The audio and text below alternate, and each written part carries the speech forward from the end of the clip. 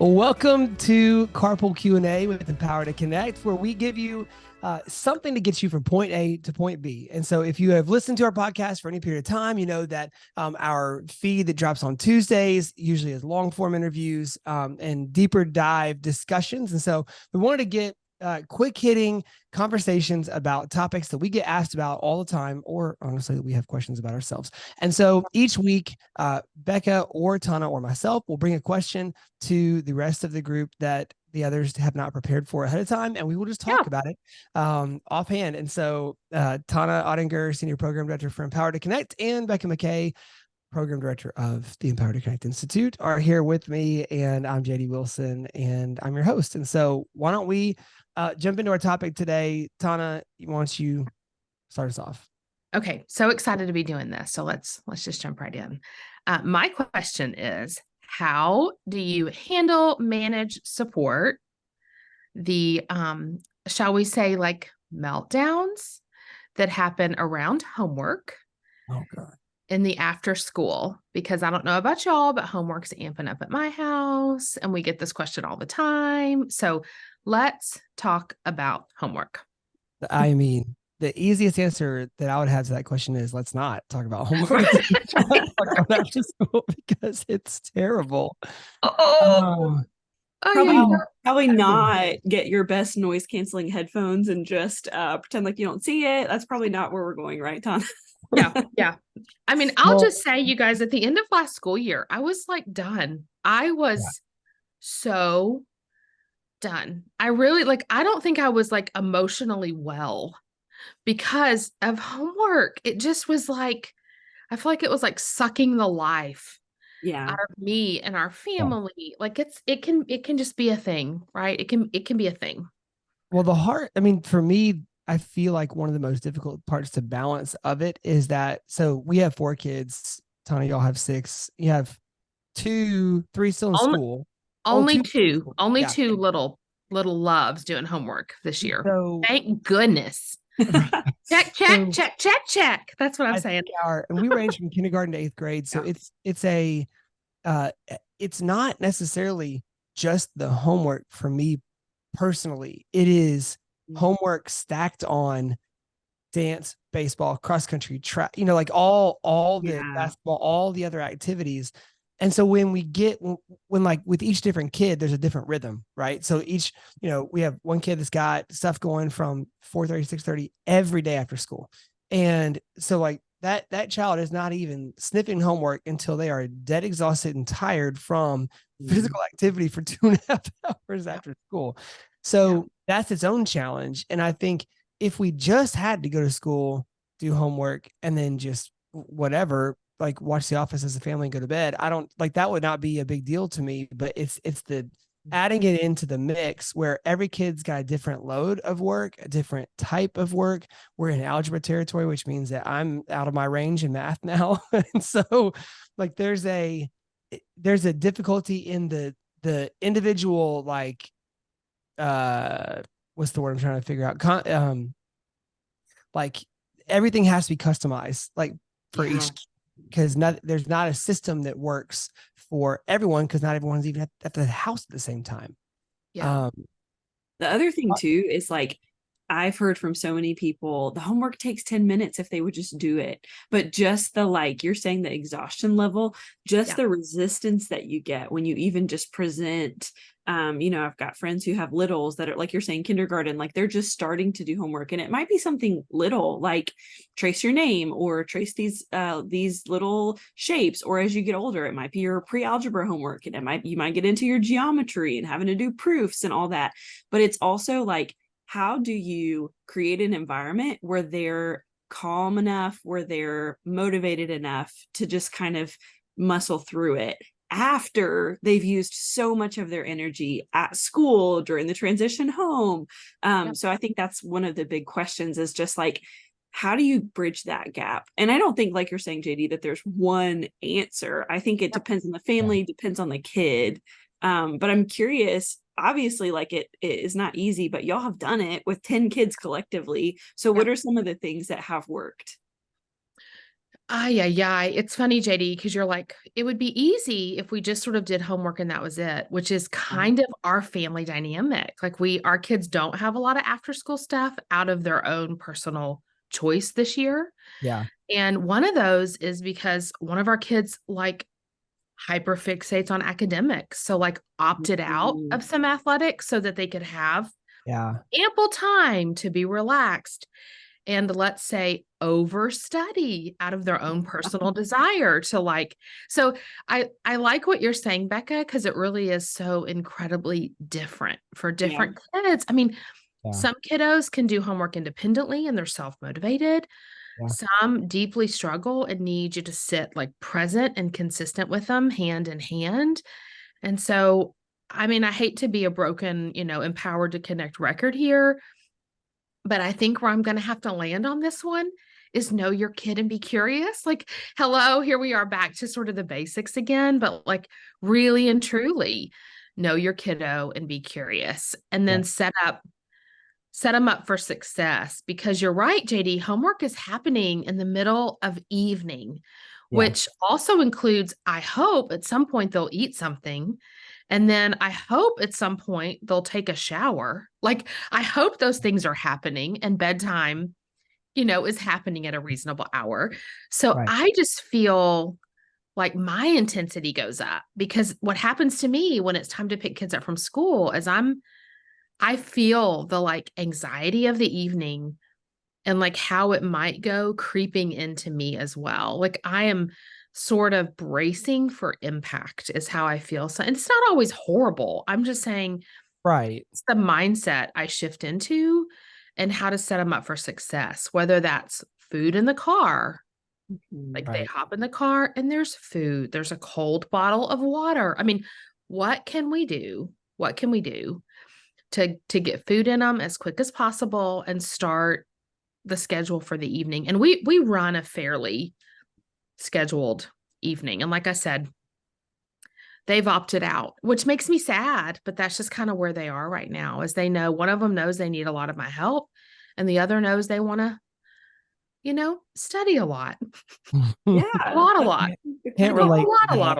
I cannot relate to that desire. I wish I'd had more of that when I was going. But I think, for us, yes, that's the answer. Like, unfortunately, or not unfortunately, I mean, I think the beauty of it is that it does allow you to connect more with each of your kids. Now, I am saying that, and probably if you asked our kids, they would say, yeah, homework is some of the worst nights of our whole entire lives, because we have had, and I'm sure most of you listening have also had, some epic homework meltdowns over the years, because those stages change too. So what might have been easy for one kid in one phase of life, or with one specific teacher they were really connected with, that they just kind of understood what to do and got on it, or maybe that teacher helped them to feel zero pressure, so they just like burned through it trying their best, but they weren't worried about failure.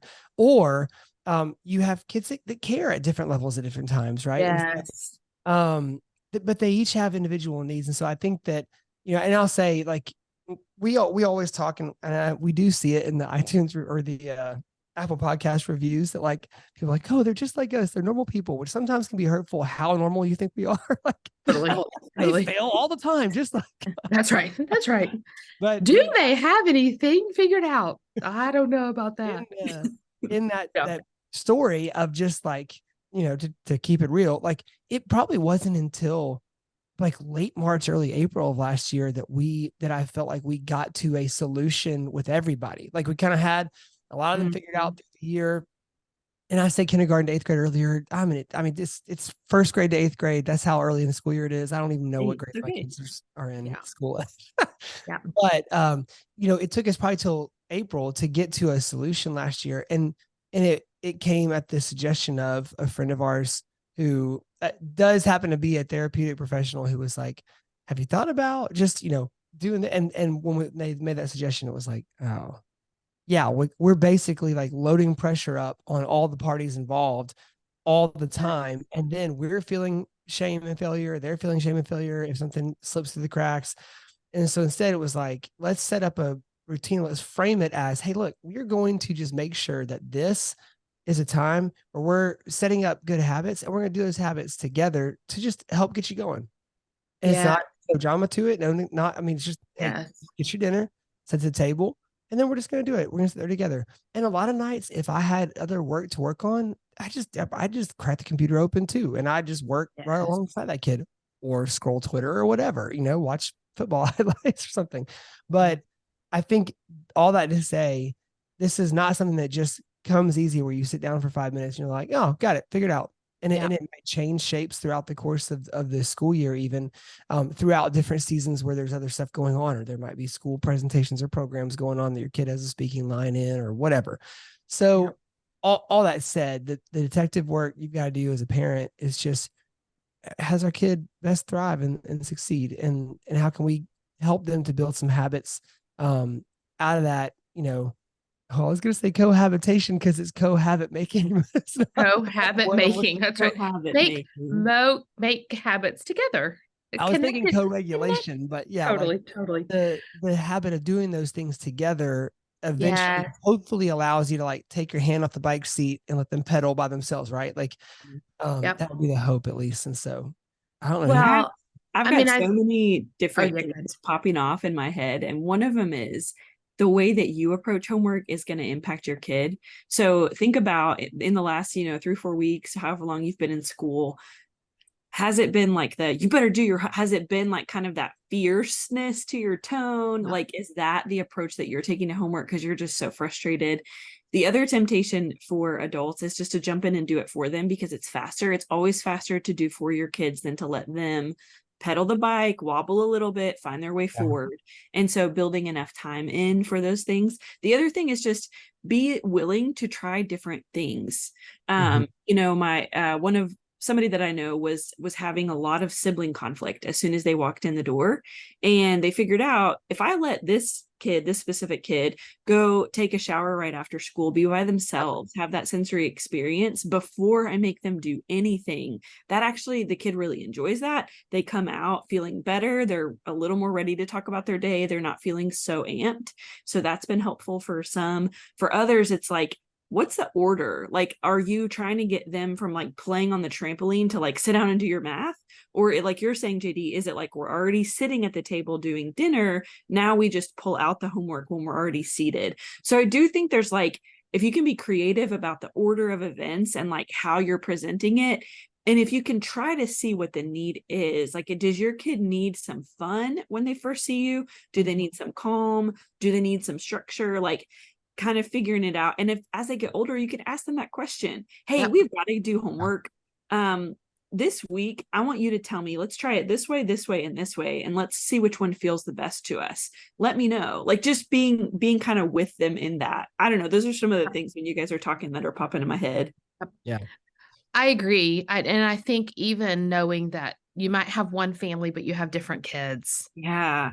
So letting them sort of negotiate those needs and respond. Like, if it were up to me, if my personality if I was meeting Tana's needs, Yeah. I would see my kids and we would go play and we would do we would do all the fun. Yeah. And then we would like knock homework out real quick later. Like, that's what I would love to do. Yeah. But that actually is not what one of my kids needs, because until homework's done, they can't relax. Yeah. They can't exhale until they've completed their work. Yeah. And then they have hours of rest ahead. I would want to procrastinate the work and play for a bit, or whatever. So Yeah. I think it really is about maybe even changing your own personal preference. And then something else that was popping in my head when I just think about meltdown. If we're thinking about kiddos who, it's not just about how to do it, but it's like a kid that gets to homework and there's a meltdown. So one of our sort of questions for consideration is this just hard in the moment? Or is this a skill that there's a deficit and they need some additional support? So if you're hitting homework and there's a meltdown, I would step back and say, I wonder if they could have used a really yummy meal and a snack and some water or physical activity first. And then this is something they can do. They're just struggling in the moment to do it. Mm-hmm. Or is this something that is outside of their academic capacity and they need like actual academic support? So think about what's happening and why is that meltdown? And then you can be creative around the support structures. So it's an easy question, like how to handle a meltdown. There's just one quick solution. There's an easy, okay, we solved that problem. Do it for them. do it for them. Take away. Especially when they're little, like first grade homework. That's right. And maybe even the science project. No, I'm just teasing.